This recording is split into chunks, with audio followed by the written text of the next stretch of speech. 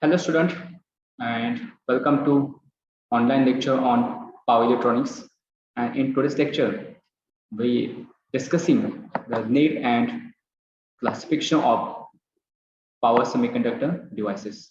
And in this lecture, we learning what is meant by power electronics, why the need of power electronics, the need of power semiconductor devices, and its classification.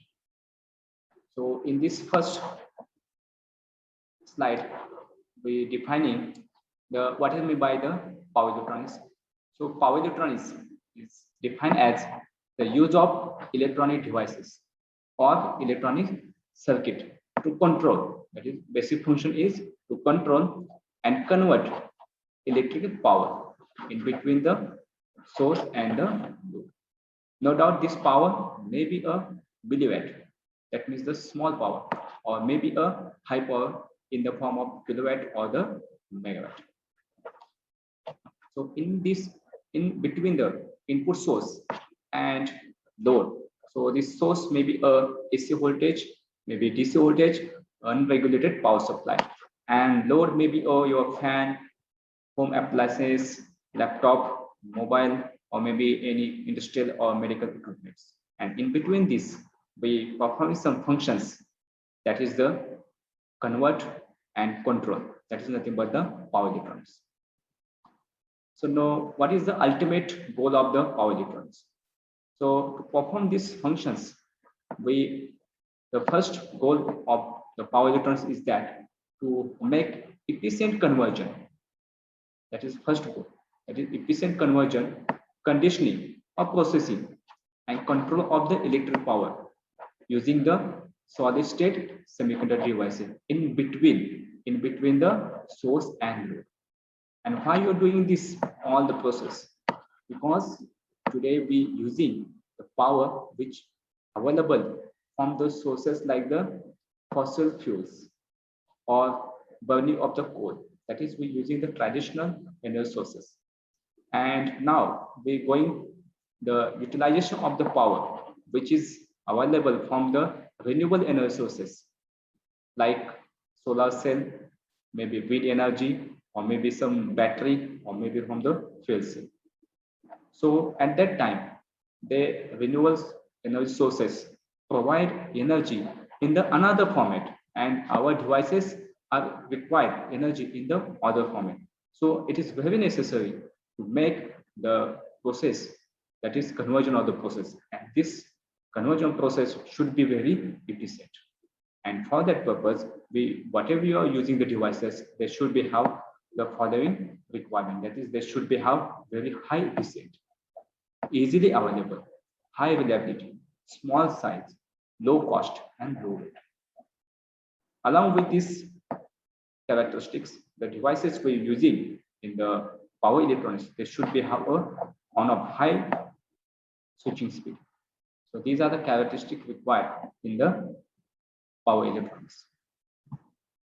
Now, why semiconductor power devices? Why are you using the semiconductor power devices?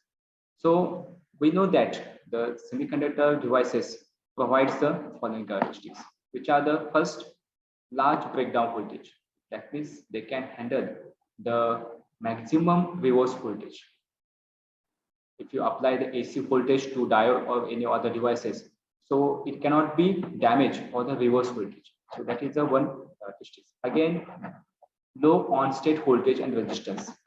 When the semiconductor devices become on and off, maybe on or off, so they possess a very little voltage drop and resistance across this. When they are on, they possess very little voltage drop, and because of the small voltage drop, they dissipate very small amount of the power. So that is the advantage of the semiconductor devices. Again, we're using all the devices in a power electronics in the switching mode, not in the amplification mode. We always using all the devices as a switch, and to make the switch, so we require the switching speed should be very high, and the semiconductor devices provide this switching speed.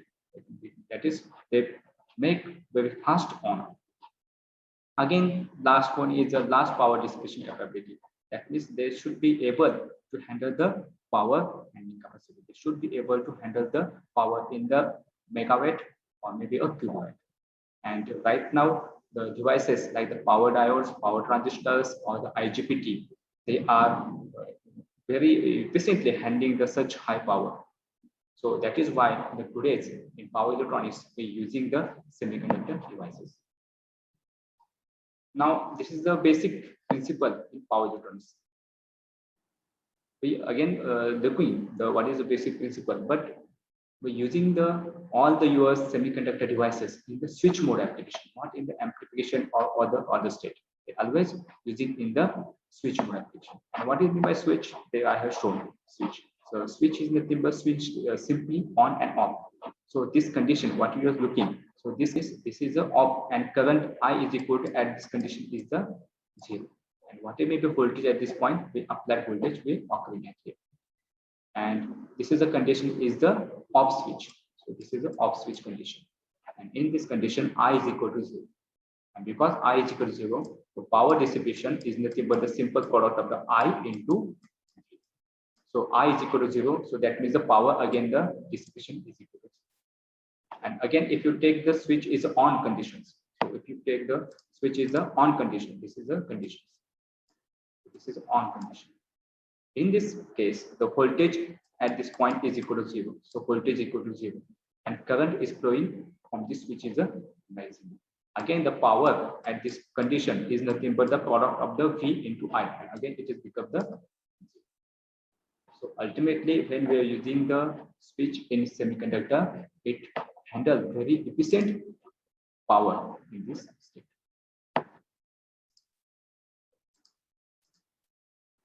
Now, this is again the how our devices work as a switch. Now, we all know that this diode can be work as a switch. Then it is operated in its characteristics. When you make this diode is forward bias, that means if anode of this diode is become positive and cathode is become a negative, it work as an on. That means this is on condition. And in this condition, the voltage across this diode is ideally 0, but in the rare case, it may be a 0.3, maybe 0.7, depends on the. And when if you make this diode in the reverse bias, it works as an off switch. That is the current is equal to 0. Okay.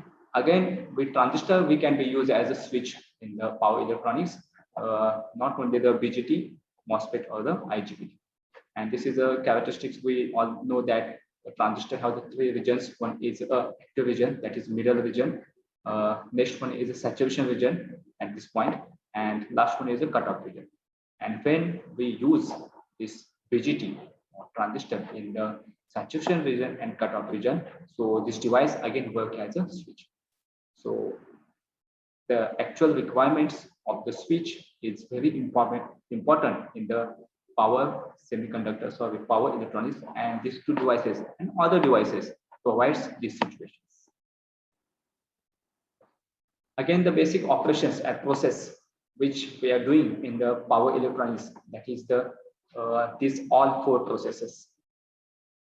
So these are the all processes. So we all know that rectifiers. So rectifiers we mostly using, and it's well-known process.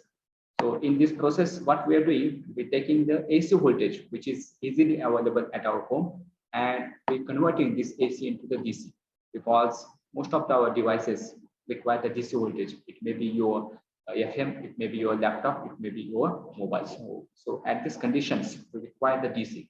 So we're using the rectifier, and in the rectifier, you mostly use the diodes. Again, in some applications, we require the AC into AC, but the AC voltage should be or maybe a large or small than the input voltage, or frequency may be high or the low than the AC voltage.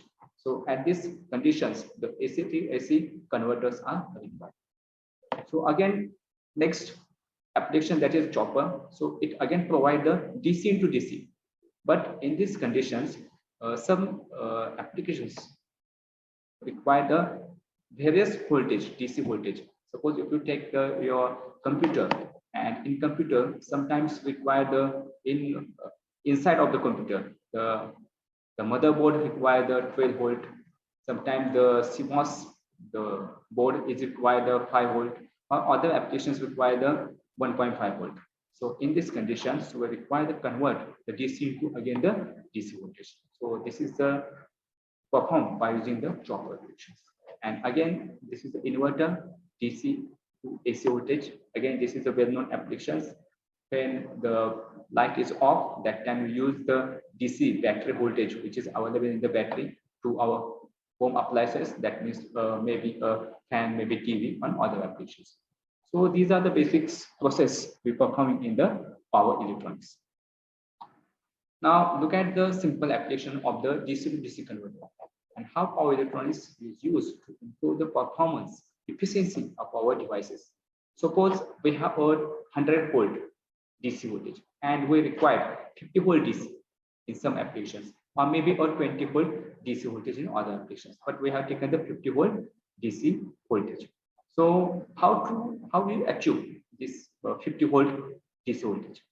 So this is the one simple solution to obtain the 50 volt.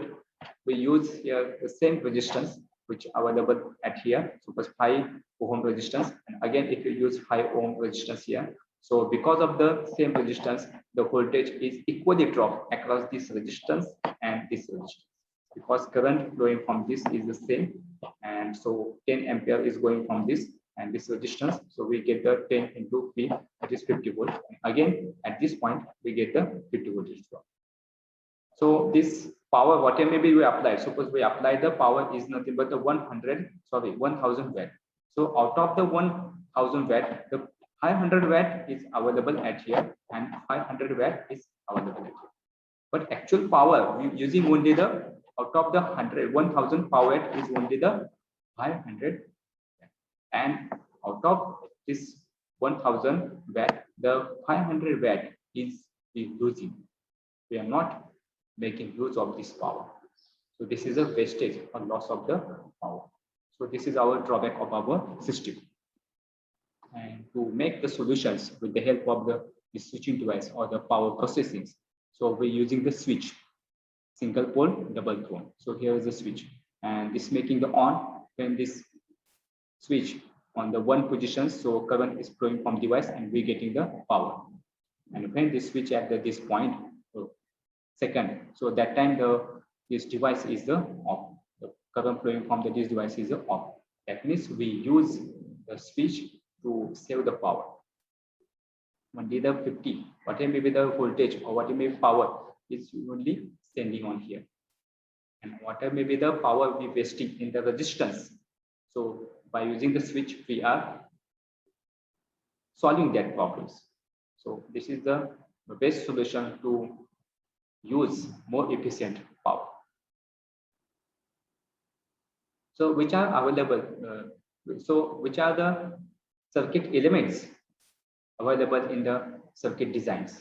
So we all know that these are the well-known component, that is resistance. Second one is the capacitor. Third one is the magnetics, like maybe inductor, maybe transformer, like that. And this is a semiconductor devices, maybe transistors, like that.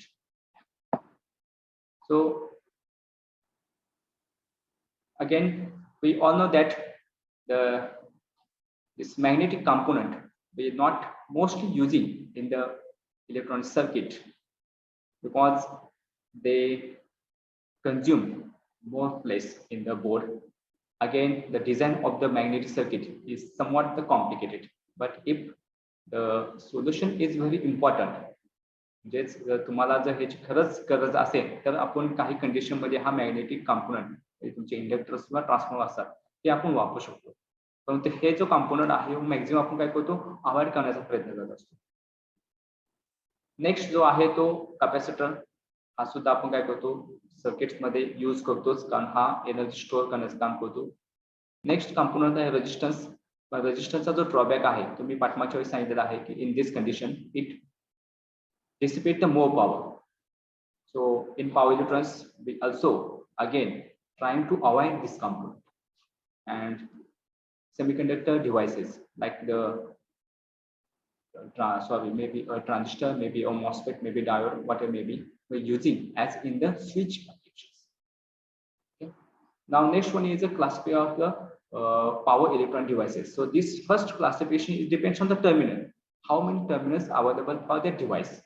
So first classification, two terminal device and three terminal device. In two terminal devices, there are basically two devices. One is diode and one is a triode.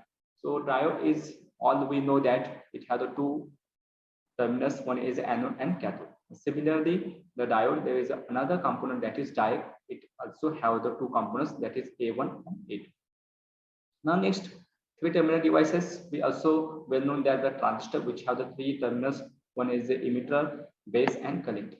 Similarly, transistor, there is another component that is thyristor. This is all thyristor family, like the SCR, triode, etc.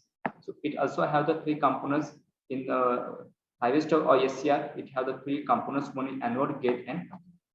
So next classification depends on the number of the layers. So these are the nothing but the layers. So first one is a two-layer device, or one can say the one junction. So this is a PN junction diode, which have the one junction, and it have the two layers, one P and PN layer. Again, three-layer device or the two junction device. The transistors, maybe a BJT or maybe the MOSFET IGBT, they belong to this family. It have the three layers. One is a PNP, or if this is a NPN transistor, then the ENPN, and it has the two junction. This is J1 and J2. Similarly, the three-layer device, again the thyristors, all the thyristor families belong to this class. So it have the four layers, 1, 2, 3, 4, and the three junction J1, J2, and J2. So on that layers, this is the classifications. So next one is the power electronics devices classified depends on the directionality. Directionality means how the power is flow from the A to B or B to A. So this is the diode. So this is unidirectional. That means the current is always flow from the anode to cathode. So this is unidirectional. That means suppose this is A and B. So current is always flow from the A terminal to the B terminal. Cannot be flow from the B to A. And this is a bidirectional. This is two-way. That means the current can be flow from the A to B. So this is A and this is B, and maybe flow from the B to A. So it depends on the bidirectional. This is the triac and diac. These are the examples of the bidirectional devices. Okay, thank you.